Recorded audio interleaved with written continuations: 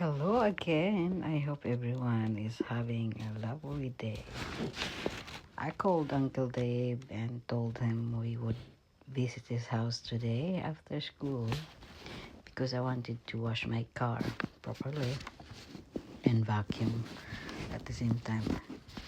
When we arrived, everything was already prepared. Oh, thanks, Uncle Dave. Thank you for unconditional support.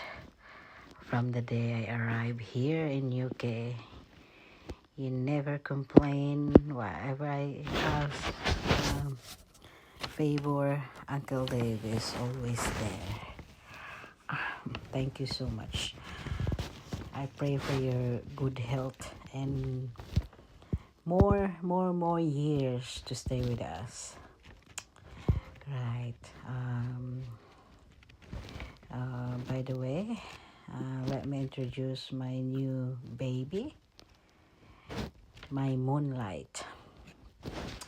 I called my third car Moonlight because the first one is Molly, the second one is Queenie, and now the last one, I hope, is my Moonlight, my new baby. So Mike asked me if he can continue and finish cleaning my car. I said no.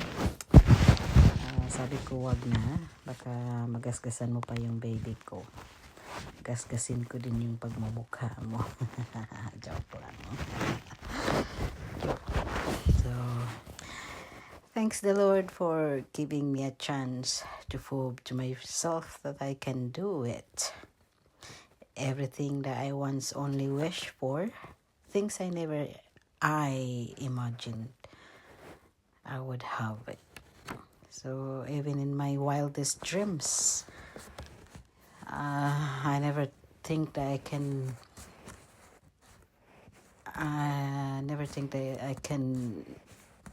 buy it or get what I wanted, what all I wanted in my life. So thank you so much, Lord. And my last bucket list is something I pray I will reach one day. It will be a surprise, I suppose. Like in the Bible says, when the time is right, He will make it happen. So I believe in that. I hold on to that, Lord. So that's my verse and motto of the day. So after I finish cleaning my car, I go inside because Uncle Dave kept telling me it's cold and windy. It's not the right time to clean the car yet because it's winter. But my car is so messy inside and looks dirty outside as well. So Moonlight needs washing anyway. So my little boy put a socks on my feet because he said I feel cold. I'm cold. And telling me, why mommy your nose is flat? Why my nose is not flat? I was scared, yeah. And after I go inside, I go in mom's bedroom to see her, say hi to her, and give her a kiss as well. By the way, hindi pa namin inilibing si mom kasi ayaw ni Mike. Diyan lang daw yan forever. Si mom sa room niya. Yung room ni mom still the same simula nung nawala siya. Remain untouched. Nandyan lang yan lahat. Mga gamit niya, lahat-lahat. Hindi namin ginalaw. Kasi parang until now, hindi pa rin namin tanggap. Tanggap naman, na-move on naman kami, pero parang coping mechanism na rin namin yan. Feeling nandyan lang siya. Nandyan lang siya palagi. So, every week pala, nagbe-visit kami sa house ni Uncle Dave. We make sure that he's fine. He's okay.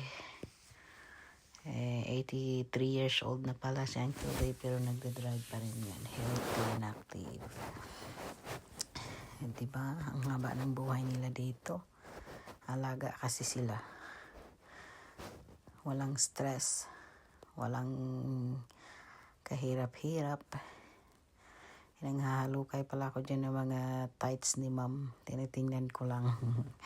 Minsan nililinis ko rin yung room niya. Tinatidy ko pa rin. Tsaka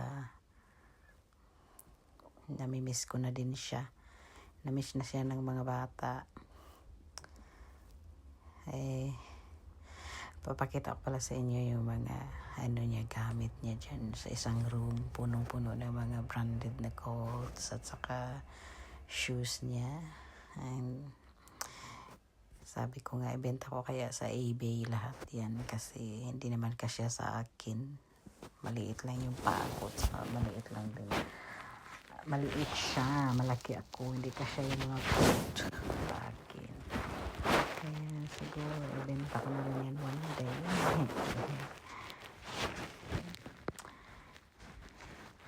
Pero parang nasasayangan ako, saka ayaw ko. Diyan lang yan. Diyan lang yan yung mga gamit niya. Ayan, yung mga gamit niya, yung sa kabilang room. Yan yung mga shoes niya, saka coats niya, nandyan lang yan.